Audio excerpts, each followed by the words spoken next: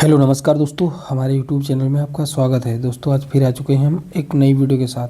दोस्तों इस वीडियो में हम बात करने वाले हैं दोस्तों एससी आरओ एग्ज़ाम पैटर्न के बारे में, जिसकी वैकेंसी दोस्तों बहुत जल्द ही आने वाली है, जिसका हम लोगों को बेसब्री से इंतज़ार है। तो इसके एग्ज़ाम पैटर्न की बात करने वाले हैं दोस्तों, जिसमें हम सबसे पहले देखेंगे कब फॉर्म आएंगे, फिर उसके बाद एग्ज़ाम कब होगा, फिर पेपर मतलब क्वेश्चन कितने पेपर होगा, तो उसमें क्वेश्चन कितने वगैरह कुछ मतलब पेपर के बारे में बात करेंगे। उसके बाद दोस्तों बात करेंगे टाइपिंग के बारे में, उसके बाद दोस्तों और भी जो कुछ हमारे में कन्फ्यूजन है उसके बारे में बात करेंगे, और सर्टिफिकेट जैसे इसमें कौन कौन से लगेंगे तो उसके बारे में हम लोग इस वीडियो में फुल डिटेल में बात करने वाले हैं। तो सबसे पहले दोस्तों हम बात करते हैं फॉर्म ऑनलाइन कब होंगे।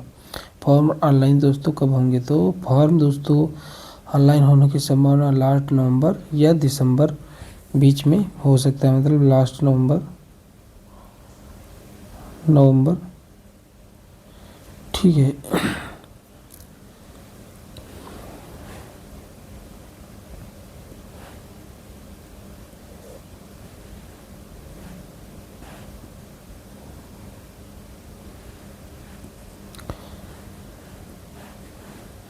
मतलब नवंबर या दिसंबर स्टार्टिंग में फॉर्म आ जाएंगे, कंफर्म है आ जाएंगे। कंफर्म मतलब नहीं कह सकते, मतलब आ ही जाएंगे लगभग, क्योंकि फिर जब फॉर्म आ जाएंगे उसके बाद अब बात करते हैं यहाँ पर एग्ज़ाम कब होगा।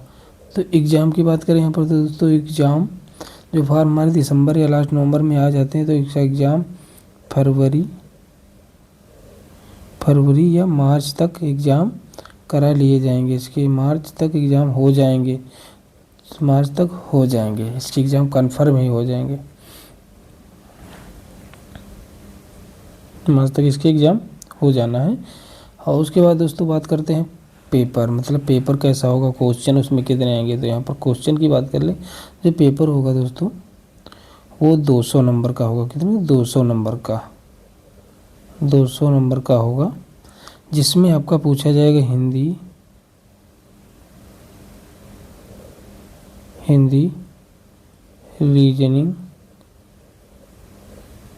रीजनिंग पूछी जाएगी, और कंप्यूटर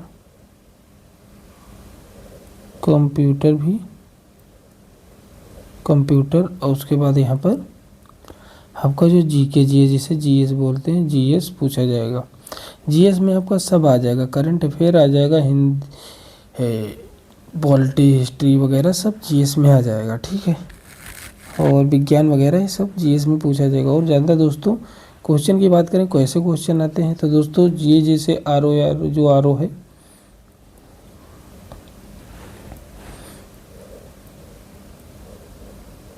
ये आरओ सचिवालय वाला आरओ नहीं है, इसमें सिर्फ एक ही पेपर होगा।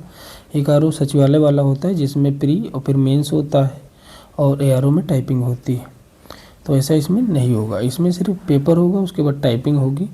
अब बात करते हैं यहाँ पर टाइपिंग की। तो टाइपिंग आपका जब एग्ज़ाम होगा उसके तुरंत बाद जो है आपकी टाइपिंग लग जाएगी। उस टाइपिंग में आपको करना क्या है, आपका टाइपिंग में जो होगा वो 25 वर्ड मतलब WPM 25 वर्ड पर मिनट इंग्लिश में टाइप करना होगा। आपको हिंदी में नहीं इंग्लिश में टाइप करना होगा। 500 वर्ड्स का पैराग्राफ मिलेगा। जो पैराग्राफ आपका रैंडम ऐसा नहीं होगा जैसे हम यहाँ प्रैक्टिस कर रहे होंगे, तो आपका जो पैराग्राफ होगा वो होगा जैसे हाई कोर्ट के जो जजमेंट वगैरह जो भी आदेश होते हैं उन हिसाब से होगा। उसमें डॉट कॉमा कहाँ पर कौन सा यूज करना है उस प्रकार से वो होगा, वो आपको करना होगा। 20 मिनट आपको मिलेंगे, उसमें आपको सब करना है। और इसमें ये जो टाइपिंग जो होगी वो दोस्तों होगी 50 नंबर की होगी। ये टाइपिंग 50 नंबर की होगी।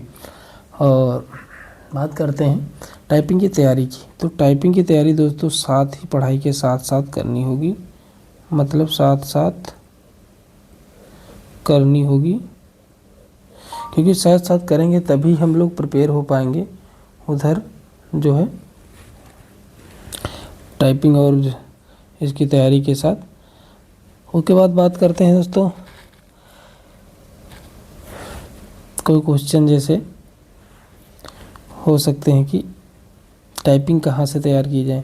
तो दोस्तों टाइपिंग कहाँ से तैयार की जाए उसके बारे में दोस्तों मैं एक वीडियो लाऊंगा। इंग्लिश की टाइपिंग तैयार करने के लिए मैं सबसे बेस्ट तरीका, आप 25 से 26 दिन में आप बहुत अच्छी टाइपिंग तैयार कर लेंगे। लेकिन इधर से ही आप टाइपिंग जब तैयार करते रहेंगे तो उधर आपकी टाइपिंग हो जाएगी।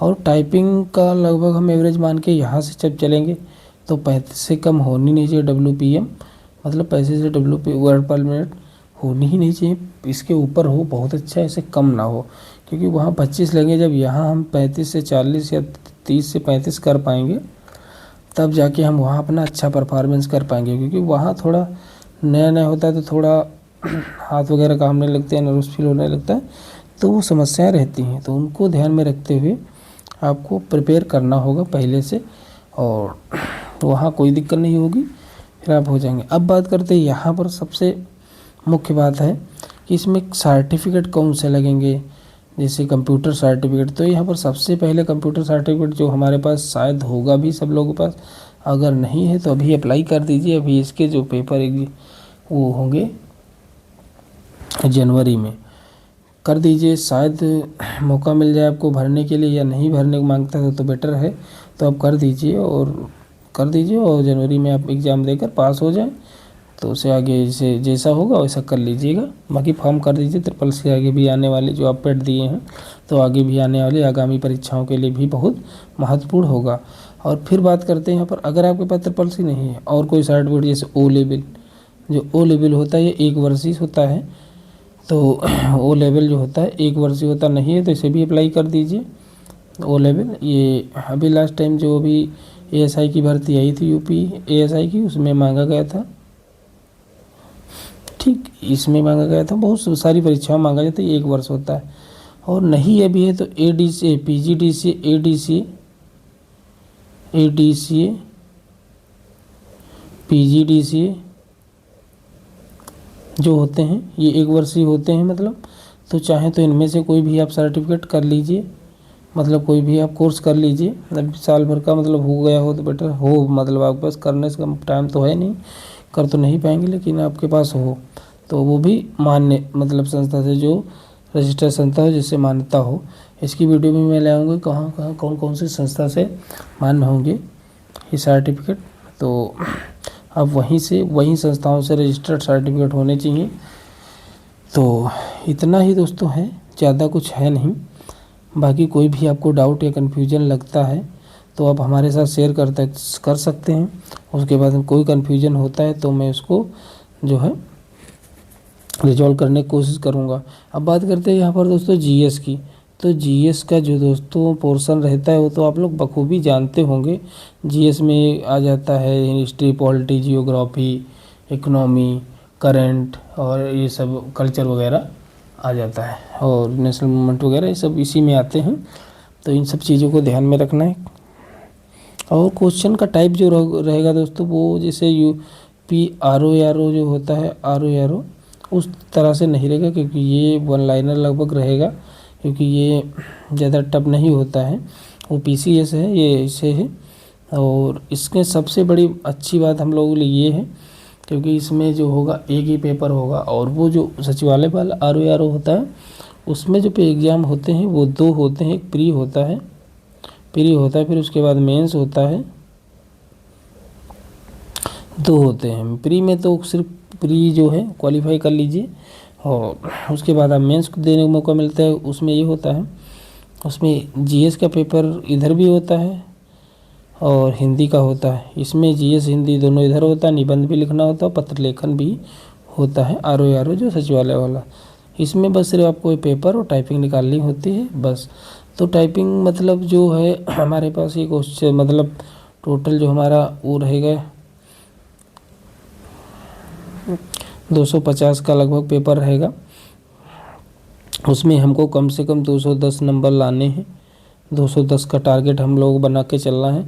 मतलब GS का जो 200 का पोर्शन रहेगा जिसमें कंप्यूटर वगैरह रहेगा, उसमें हम कम से कम तो 160 का बना के चलें, और उधर हम 49 से 45 तक, इतना तो लगभग 45 तक तो उसमें 50 टाइपिंग में 50 वाले में से और 45 तक टारगेट लेकर चले कि 45 नंबर 50 में से ले आएँ। 49 लोग, बहुत लोग 49 लाते हैं, 49 आपको नहीं लगभग तो 45 से बिल्कुल कम नहीं, 45 से आप 47 भी हो सकते हैं, 45 से 47 हो सकते हैं, 48 हो सकते हैं, लेकिन 45 के बाद कोई वो नहीं करना है, तो इतनी भी करना है। और दोस्तों टाइपिंग जो है आपको खूब तगड़े तरीके से प्रिपेयर कर लेनी है। टाइपिंग अभी से जुट जाइए, घर पे सिस्टम हो तो घर से तैयारी करें, मतलब अपने आप कम से कम आधा घंटा दें पर डे।